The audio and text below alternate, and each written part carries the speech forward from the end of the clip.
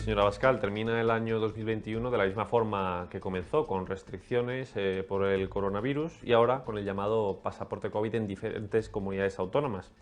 ¿Cree que esto se trata realmente de una medida sanitaria o es más bien una medida de control social? Y por otro lado, ¿cuál cree que es el fin, al fin y al cabo, de este pasaporte COVID? Yo creo que es una medida discriminatoria y una medida contraproducente para la economía, contraproducente para las libertades e inservible para el control de la enfermedad. Y además en la que hemos visto unas contradicciones absolutamente inaceptables, porque hace unos días precisamente se planteaba en este debate en el Congreso los grupos para ver si exigían el pasaporte COVID a los diputados para acceder al hemiciclo, y todos los grupos, incluido Vox, dijeron que no se podía exigir el pasaporte COVID para representar a los ciudadanos y entrar al Congreso, y nosotros en realidad somos coherentes y creemos que no se le puede exigir a nadie. Creemos que hay que actuar con sentido común, hay que actuar con prudencia, como lo están haciendo los españoles durante estos días que hay más contagios, que han agotado los test de antígenos en las farmacias, que han restringido sus relaciones sociales y que están intentando protegerse para disfrutar durante estos días de su familia y llegar a las fiestas navideñas en condiciones. Y yo creo que son los ciudadanos los que están dando un ejemplo frente a los políticos que están lanzando mensajes contradictorios y que durante todo este tiempo han atacado las libertades, han restringido derechos fundamentales y lo han hecho de manera inconstitucional. Ha habido 3 sentencias ante 3 recursos de Vox que han supuesto un gran varapalo para el gobierno y no se ha asumido ninguna responsabilidad. El gobierno sigue en sus sillones y nadie ha dimitido, nadie asume la responsabilidad por una restricción brutal e ilegal, inconstitucional, de derechos y libertades. Precisamente ese asunto quería preguntarle. ¿Cree usted que no ha tenido ningún tipo de consecuencia para el Gobierno esas sentencias en contra por el cierre del Congreso, por el primer estado de alarma, que ustedes denunciaban que era un estado de excepción encubierto, y por el segundo estado de alarma, por esa duración y esa cogobernanza? ¿No cree que esto ha podido mellar de alguna forma al Ejecutivo, al menos a lo mejor electoralmente? Bueno, no tengo ninguna duda de que el descrédito del Gobierno es creciente. Comenzó desde el principio porque Pedro Sánchez llegó al poder de manera ilegítima, mintiendo a sus propios electores, y eso hizo que perdiera el crédito ante muchas de las personas que habían confiado en él cuando les dijo que no pactaría ni con los comunistas bolivarianos, ni con los separatistas golpistas, ni con los herederos del terrorismo. Hizo todo eso.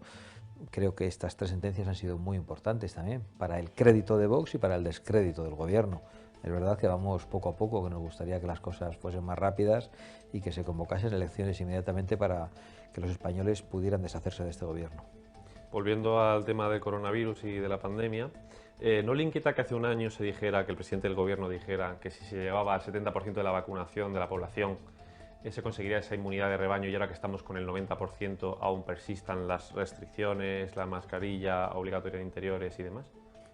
Yo creo que los líderes políticos occidentales han demostrado una obviedad, y es que se sabe mucho menos de lo que nos gustaría de esta enfermedad.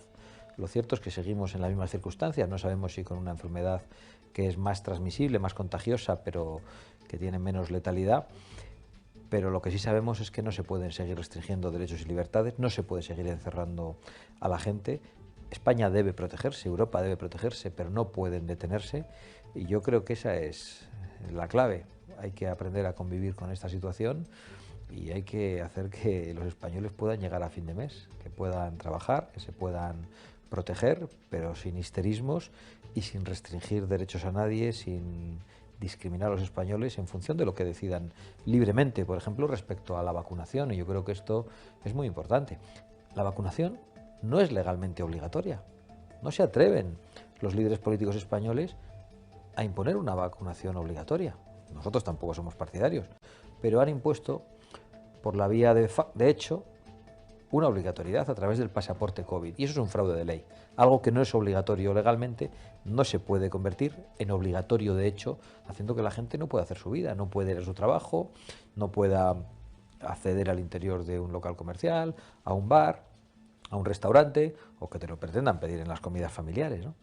Yo creo que hay que actuar con sentido común y con respeto a las personas que libremente han decidido vacunarse. No se las puede insultar y estigmatizar. Hay gente que se mete con los que se han vacunado, y al revés, hay gente que se mete con los que no se han vacunado.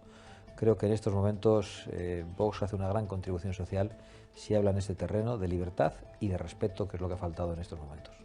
Cambiando de asunto, señora Abascal, se han convocado elecciones en Castilla y León por la desconfianza que le suscitaba al PP Ciudadanos, su socio, y suenan ya también campanas electorales en Andalucía, tal vez para mediados de 2020, no sabemos muy bien cuándo, ¿no? Según cuando decida Juan Manuel Moreno. Entonces, en esta situación parece que la relación entre el Partido Popular y Vox para formar mayorías parece fundamental, pero ¿cree usted que con los pactos que se han producido entre el Partido Popular y el Partido Socialista, por ejemplo, para la renovación del Tribunal Constitucional, puede que se vuelva a reeditar ese pacto, en este caso electoralmente, ya sea en Andalucía o en Castilla y León? Yo estoy seguro de que los españoles quieren una alternativa al Frente Popular de socialistas, comunistas, separatistas y terroristas, y parece que el Partido Popular no está dispuesto a participar en esa alternativa porque hay que atenerse a las declaraciones que recientemente ha hecho el señor Pablo Casado diciendo que desea una gran coalición con el Partido Socialista y despreciando a quienes podemos participar de una alternativa para expulsar a los socialistas. El señor Casado ha dicho que el Partido Socialista es un gran partido, a la vez que ha arremetido durísimamente contra Vox. Y esa es la gran preocupación que tenemos en estos momentos, que algunos sí creemos en una alternativa y otros simplemente están dispuestos a ponerse de acuerdo con el Partido Socialista, con un Partido Socialista que ha traicionado a los españoles, que les ha mentido, que nos ha llevado a la ruina y con el que hay que mantener una distancia infinita.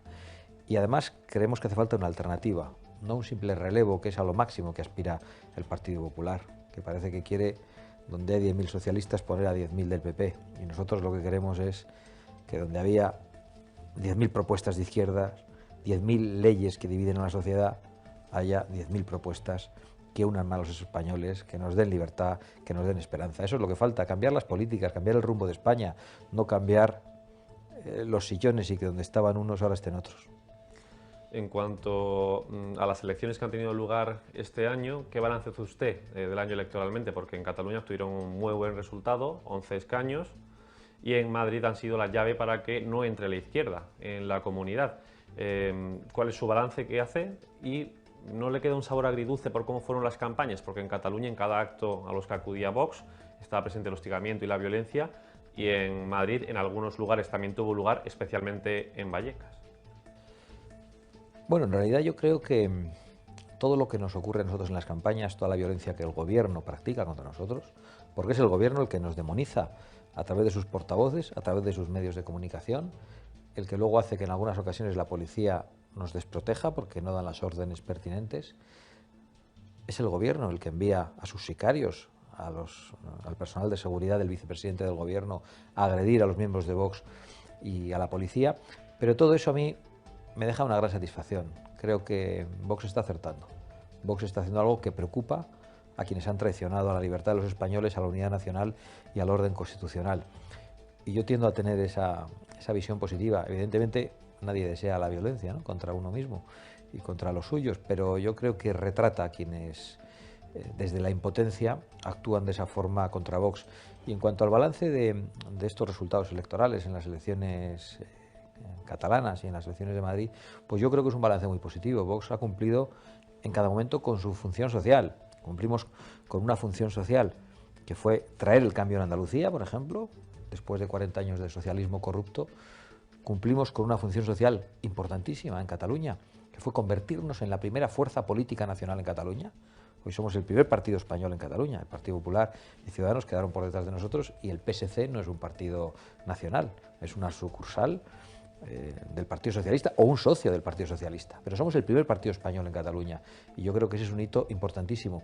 Y cumplimos con la función social que nos habíamos marcado como meta en las elecciones de Madrid, que era que Vox contribuyera a impedir el asalto comunista a las instituciones de Madrid. Es verdad que nos habría gustado un mejor resultado, pero fueron unas elecciones más difíciles para nosotros, pero realmente Vox fue necesario para articular esa mayoría y para impedir que el Partido Socialista y los comunistas y que Pablo Iglesias tomasen el control de la Comunidad de Madrid.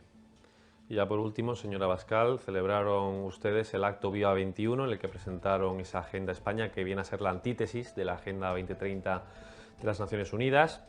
Fueron ustedes acompañados por miles de españoles y también por líderes internacionales que también se posicionan en las mismas posiciones que ustedes en cuanto a la Agenda 2030. pero no había ningún otro partido, ¿no?, de España en estas posiciones. ¿Están ustedes solos frente al resto de partidos, ya que todos ellos comulgan con esta Agenda 2030 de las Naciones Unidas? Bueno, es evidente, hoy solo Vox se opone a los mandatos de la Agenda 2030, solo Vox se opone a que la soberanía de los españoles sea entregada en instituciones supranacionales, solo Vox se opone a que lejos de la sede de la soberanía nacional se tomen decisiones que nos afectan a todos los españoles, y eso es un poco triste y preocupante, pero a la vez a nosotros nos da una gran satisfacción saber que estamos haciendo lo correcto. Ese acto, el Viva 21, fue un gran éxito de movilización. Hoy ningún partido en España consigue los éxitos de movilización social y de apoyo en la calle que está logrando Vox. Fue un gran éxito de apoyo internacional, totalmente silenciado por la mayoría de los medios de comunicación. Y fue un éxito también desde un punto de vista programático, en el sentido que ofrecimos una clara alternativa a la Agenda 2030 globalista, que nos conduce a la pobreza, a la desindustrialización, a la inmigración masiva, y hemos presentado a los españoles un rumbo distinto que esperamos que puedan elegir de manera mayoritaria en las próximas elecciones. Pero esa va a ser nuestra guía de actuación, nuestro programa, nuestras propuestas para los próximos meses hasta que sean convocadas las elecciones generales, que esperamos que sea pronto. Pues señora Abascal, hasta aquí la entrevista. Muchísimas gracias. Gracias a vosotros.